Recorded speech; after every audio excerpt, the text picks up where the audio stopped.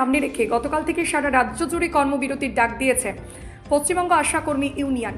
সেই মতো রাজ্যের বিভিন্ন জায়গায় আশাকর্মীরা কর্মবিরতিতে সামিল হয়েছেন। বুধবার ছিল আশাকর্মীদের লাগাতার কর্মবিরতির দ্বিতীয় দিন। দেখা যায় এদিন কাঁকসা ব্লকের সমস্ত আশাকর্মীদের তাদের দাবি আদায় পথ অবরোধে সামিল হতে। আশাকর্মীদের এদিনের পথ অবরোধের ঘটনাকে কেন্দ্র করে উত্তেজনা ছড়ায় কাঁকসার হাসপাতাল মোড়ে। খবর পেয়েই ঘটনাস্থলে ছুটে আসে কাঁকসা থানার পুলিশ। আশাকর্মী জয়া দাস রায় বলেন, এখন আমাদের সবার দেওয়ালে পিঠ ঠেকে গেছে।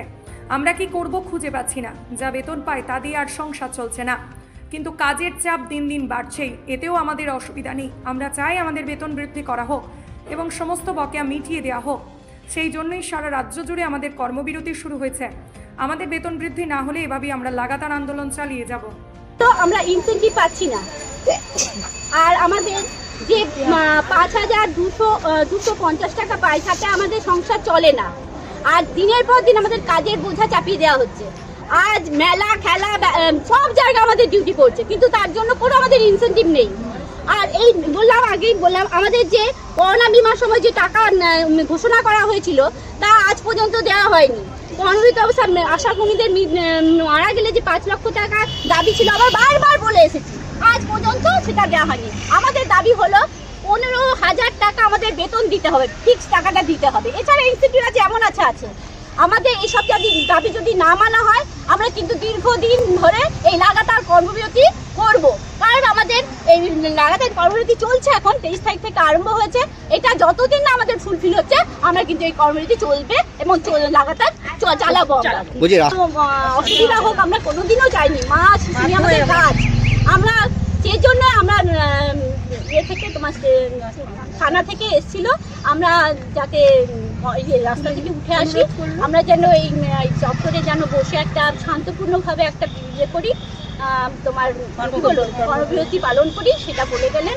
আমরা সেটা মেনে নিলাম, কিন্তু তা বলে এইটা নয় আমরা তাদের কথা মানে আমাদের যদি দাবি না মানে তাহলে আমরা কিন্তু আবার কিন্তু আমরা রাস্তায় গিয়ে বাধ্য হবো। না জিটি রোডে না, মানে আমরা কর্মবিরতি মানে সাময়িকভাবে এটা স্থগিত রাখলাম রাস্তায়, কিন্তু আমরা পরবর্তীকালে যেতে বাধ্য হতে পারি। জননীর উপাধি দেওয়া হচ্ছে, অথচ আমাদের কিন্তু কোনো জায়গায় আজ পর্যন্ত সেরকম সম্মান পাচ্ছি না, কোনো ছুটি। তারপর ধরুন, হ্যাঁ ছুটির কথা বলছি, প্রত্যেকটা ডিপার্টমেন্টে ছুটি আছে। আশাটা একটা তো মেয়েদের দেখুন অনেক রকম কিন্তু ধাপে ধাপে যেতে হয়, তাদের পিরিয়ড আছে, আপনারা জানেন, একটু বলতে হবে না আমাদের, কিন্তু সেগুলোর বিবেচনা না করে আমাদের কিন্তু কোনো ছুটি নেই। আমাদের অসুখ বিসুখ হতে পারে, বাচ্চার অসুখ বিসুখ, আমরা যাদের জন্য পরিষেবা দিচ্ছি বাচ্চা এবং মা, এবং আমাদের ঘরেও তো তাদের বাচ্চা টাচ্চা আছে। তাহলে আমরা ধরুন আমাদের যদি ঘরটাকে যদি নাম সামলাতে হবে, আমরা পরিষেবা দেবো কি করে? আমাদের যদি পেটে খিদে থাকে, আমরা কি করে তাদের পরিষেবা দেবো?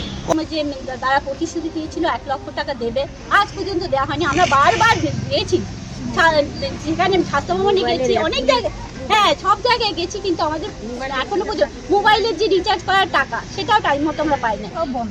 সবকিছুই অনেক সেবাদি মা শিশুদের তারা কিন্তু আমাদের দেখে আসে। এই যে স্বাস্থ্য পরীক্ষাটা আমাদের উপর ভিত্তি করে তো দাঁড়িয়ে আছে, সেটা ওরা বুঝতে পারছে না কেন আমি জানি না।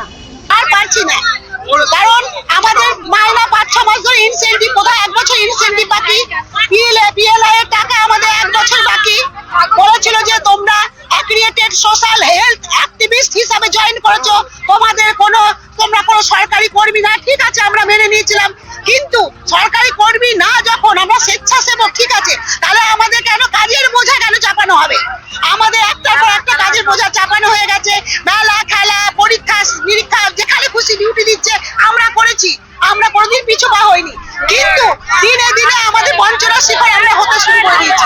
কিসের জন্য আমাদের মাইনা দেওয়া হবে না, ইনসেন্টিভ দেওয়া হবে না, আমাদের বিএলআই এর টাকা দেওয়া হবে না, সব জায়গা থেকে বঞ্চিত হবো, অথচ কাজের বেলা আমাদের 100% কাজ করবো। আবার মোবাইল দিয়েছে, 15,000 টাকা মোবাইলের জন্য ঘোষণা করা হয়েছিল, দেওয়া হয়েছে 10,000 টাকা। উপর বলছি সেইটা আমরা প্রেসার ক্রিয়েট করছি, মেন্টাল চাপ দিচ্ছে, কি 10,000 টাকা মোবাইল দিয়েছো, কিনে অবিলম্বে বিল সাবমিট করো, জিএসটি বিল দিতে হবে। আমরা সেখানেও আমরা আন্দোলন করে সফল হয়েছি। আমাদের ওইখান থেকে ওরা আমাদের স্বাস্থ্য দপ্তর পিছিয়ে গেছে, বলেছে যে ঠিক আছে মোবাইলে বিল দিতে হবে না, আপনারা যেভাবে করছেন চলুন। অনলাইনে কাজ করতে বলছে, তাহলে আপনারা বলুন 5,000 টাকায় কখনো একটা মানুষের সংসার চলে, হাত খরচাই চলে না, কিন্তু কাজের বোঝা বাড়িয়ে যাচ্ছে। তাই আমরা এই সিদ্ধান্ত নিয়েছি, যতদিন না আমাদের দাবি পূর্ণ হবে